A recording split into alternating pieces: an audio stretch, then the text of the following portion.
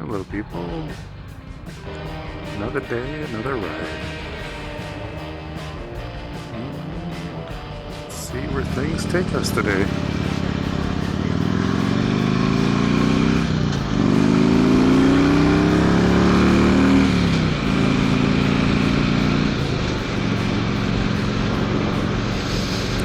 Just out running around. Sorry about this loud click.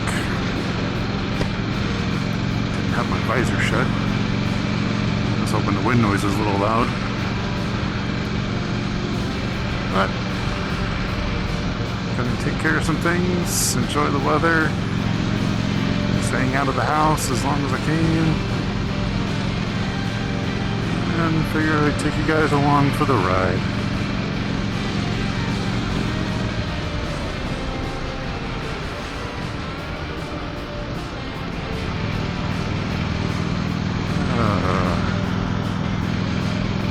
Finally under 100 degrees. In fact, it's supposed to be under 90 degrees most of this week. That's just fantastic. Haven't been cold riding in a long time. Not that I'm cold yet. But we'll see what tomorrow brings when I have to take this bike to work and it's still dark out. It might be a little chilly. This reminds me, I should probably check my... I do have heated gloves. I should probably check those to see if those batteries still work in those. Because it's, been over half a year since I worn them last.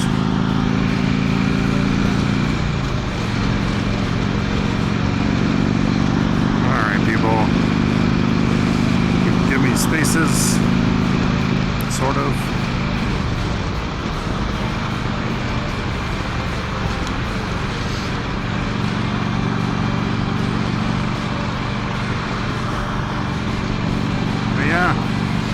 Thought I'd enjoy the ride, get out and about, and then make myself meals for the week and do projects around the house.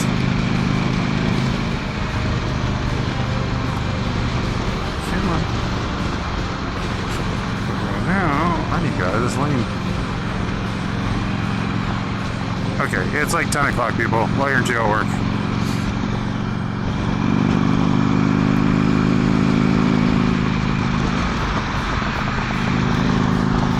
Serious traffic for a 10 o'clock in the morning time.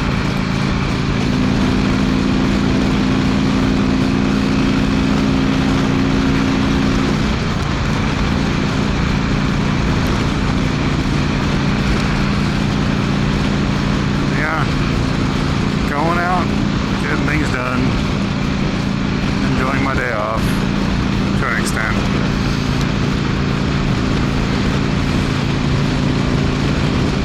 I don't always have enough time to go out camping or fishing right now with other life responsibilities.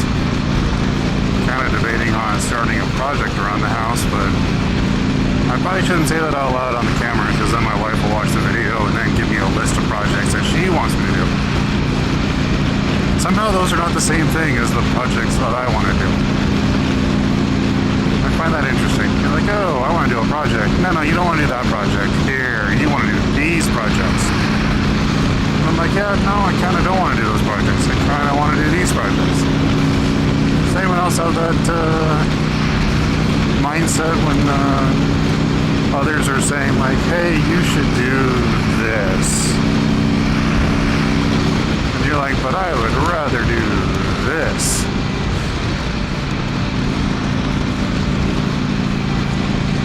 Yeah. Just kind of thinking about doing a little woodworking when I also need to sharpen knives and gotta do things on the bike that always need repaired.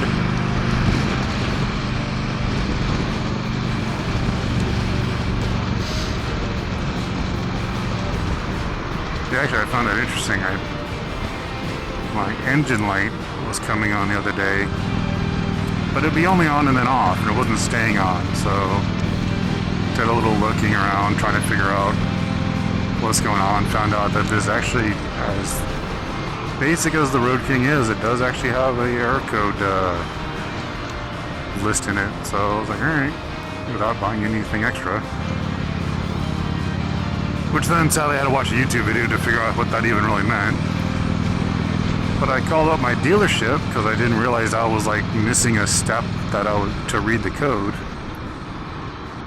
So I called up a dealership near me and I go, hey, like, what's this code mean? And they're like, we don't know. And I go, well, how do I know if I want to bring the bike into you to have it fixed if you don't even know what the code means? And they're like, oh, what year's your bike? I'm like, it's a 2006. Like, yeah, we don't actually work on bikes that age anymore. I'm like, oh, cool. They're like, well, here's a private shop you can go to. Nothing against private shops. I just was surprised that a dealership doesn't work on their own branded manufacturing products. So I was a little taken back by that. So, I mean, part of the reason I bought this bike a couple years ago was so that I could potentially work on things myself to whatever level I felt comfortable with. But yeah, it just surprised me when they're like, yeah, we no longer service that year or anything older than that year. I'm like, oh, okay. I guess I'm not sure when that started because this summer, I brought the bike in for something because it was stalling out. And it had like 2 things on it they found, but I was just like, but now they're like, oh yeah, no, we actually don't even service that year anymore. It's like, oh, cool. But, I mean, there are a couple other Harley shops around, so I could call just to figure they'd have direct purchase of items, you know? That's why I was even talking with them. Versus always going to the aftermarket thing. Granted, a lot of times the aftermarket might be better on scenarios. But yeah, I was a little surprised on that. But again, I guess the bike is, 06, so 17 years old now, so.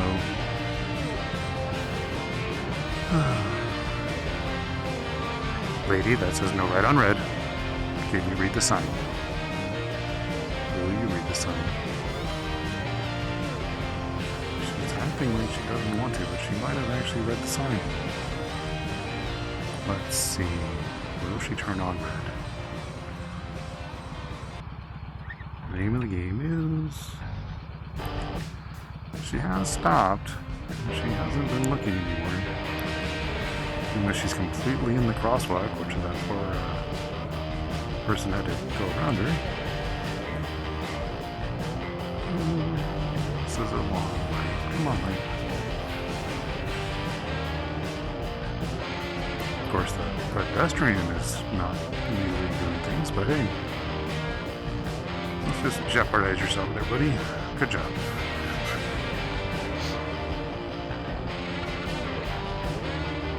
She did see the sign. Green light, green light. Come on, green light.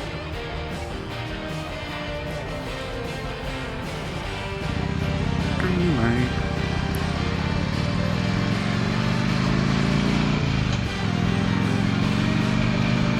Anyway. Now that I'm totally distracted, no idea what I was thinking of earlier. I'm gonna go fill up my gas tank. Oh, that's what it was. Oh, I was thinking about the bike and repairs. So yeah, I finally figured out the code. Turns out the reason the thing flashes afterwards is if there's a stored error code, it'll remind you about it. And I had to go into the system and clear it. And that does not look like the bumper for your car. And so it just took a little time to finally had to watch a YouTube video to figure out where that was. But yeah, it just kind of goes to the point of like, alright, how far am I willing to keep maintaining before I go and buy something else?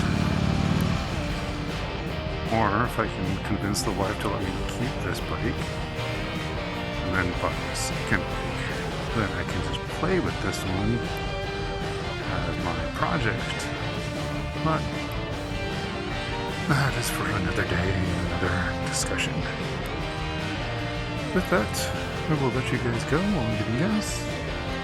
Until next time, take care, be safe.